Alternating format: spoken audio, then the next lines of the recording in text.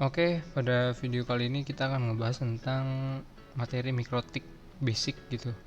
Jadi ini daftar-daftar materi yang akan kita bahas di video kali ini. Jadi nanti insya Allah saya akan membuatkan beberapa part tentang mikrotik dari dasar sampai bisa konfigurasi IP address, internet, dan lain sebagainya.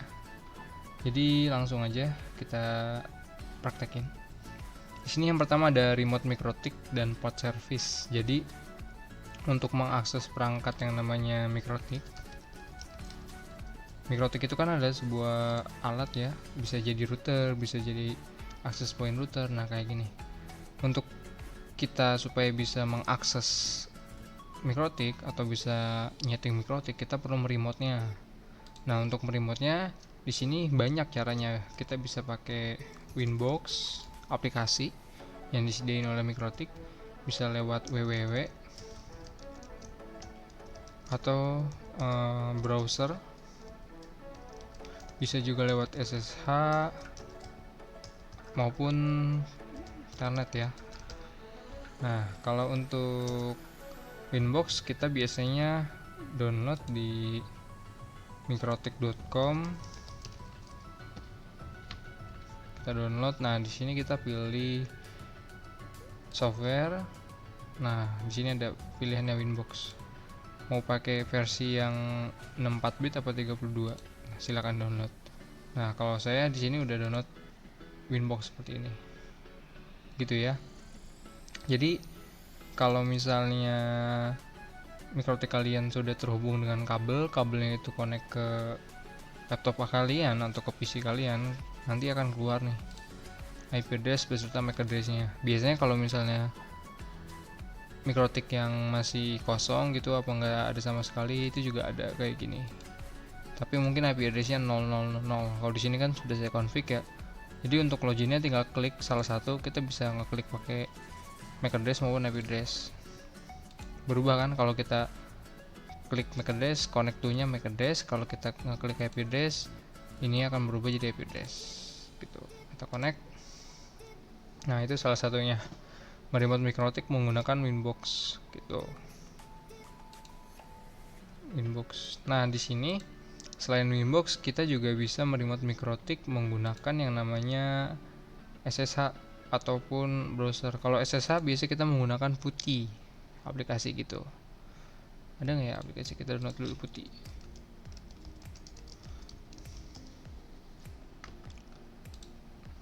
Download yang 64 bit.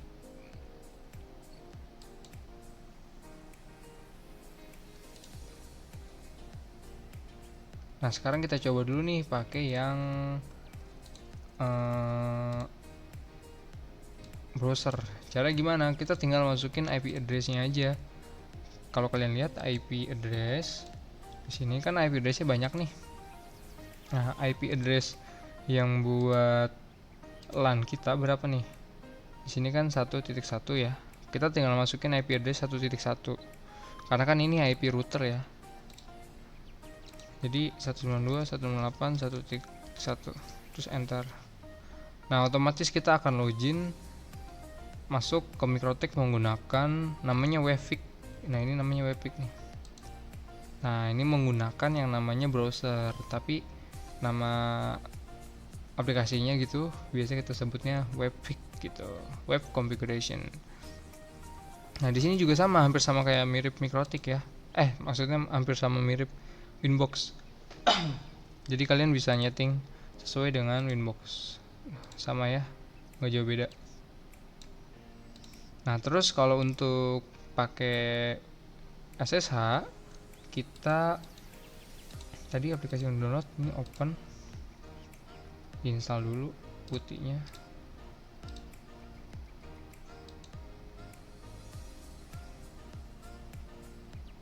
Jadi kita tinggal masukin IP address router aja gitu ya. IP address router itu yang kalau kita connect ke sini, waduh bajakan nih IDM IP address. Nah di sini masukin IP address router yang LAN. Kalau kalian terhubung dengan LAN pakai ini. Kalau kalian terhubung dengan wireless ya silakan pakai ini gitu.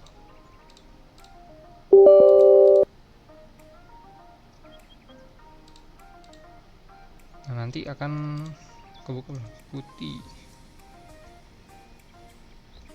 Belum ada ya? Mana putihnya?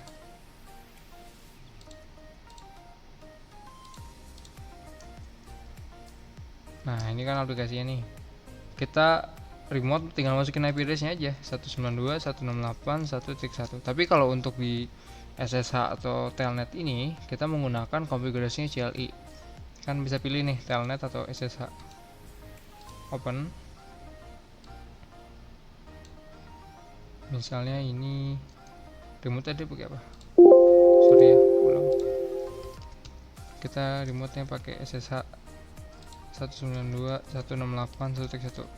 Nah, sebelum kita meremote pakai putih atau SSH, kita perlu lihat dulu nih apakah diaktifkan atau tidak service telnet atau SSH-nya. Kalian bisa lihat di IP terus service. IP service. Nah, di sini diaktifkan nih SSH sama telnet nggak ada telnet nih. Masukin IP-nya, open. Yes. Loginnya kalau Mikrotik kan login defaultnya itu admin, passwordnya itu kosong. Nah, sama enable jadi inget Cisco interface print. Nah, sama ya gitu. Cuman kalau di SSH atau di telnet ini menggunakan CLI full konfigurasi ketik gitu. Kalau di Winbox atau di Wi-Fi kita bisa ngeklik. Nah, di sini ada port-portnya nih. Winbox itu port defaultnya berapa? Kita bisa lihat ya di sini. Default port Winbox itu 8291. 8291. Browser itu 80. SSH atau telnet itu 22 dan 23. Nah, kayak gitu. Jadi ketika kita connect ke Winbox, nah itu dia menggunakan port 8291 TCP. Gimana kalau misalnya kita ganti? Bisa nggak Kak diganti? Bisa dong. Bahkan lebih bagus kalau diganti. Kenapa? Karena untuk menjaga keamanan. Kalau misalnya orang tahu username sama password Mikrotik kita, dia bisa masuk aja. Tapi kalau misalnya dia tahu username password tapi nggak tahu portnya, dia juga nggak bakal bisa masuk sampai kapanpun gitu. Jadi misalnya Winbox kan 8291 ya. Ini kan 8291 ya Winbox. Nah, sekarang misalnya kita ganti menjadi berapa ya? 8031 gitu. Terus apply. Oke. Ingatin ya 8031. Terus kita keluar nih. Kita login lagi ke Winbox. Kita connect. Nah, dia nggak bisa. Kenapa? Karena portnya sudah diganti. Jadi kalau misalnya kalian mau login ke Mikrotik menggunakan Winbox, kalian harus masukin port yang tadi.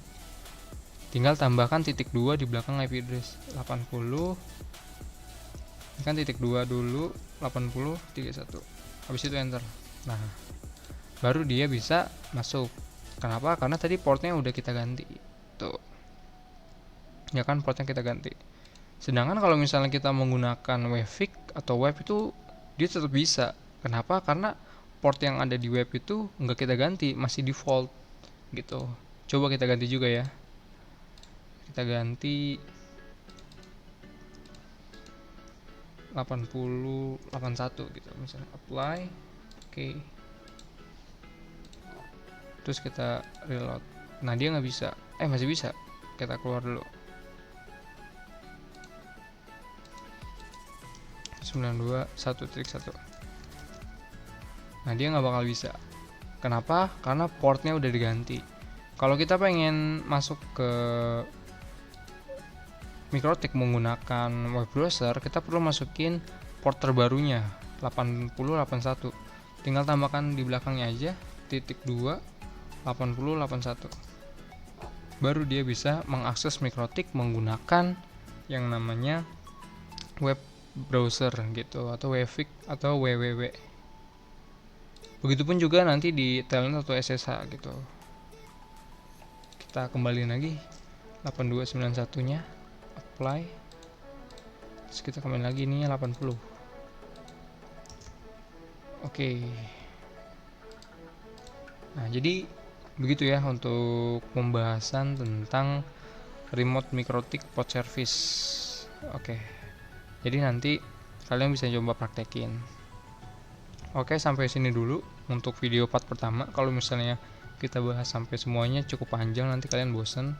Segini aja udah lumayan panjang ya. Jadi kalau misalnya ada yang kurang bisa ditanyakan, kalau ada yang salah bisa dikoreksi. Terima kasih. Semoga bermanfaat.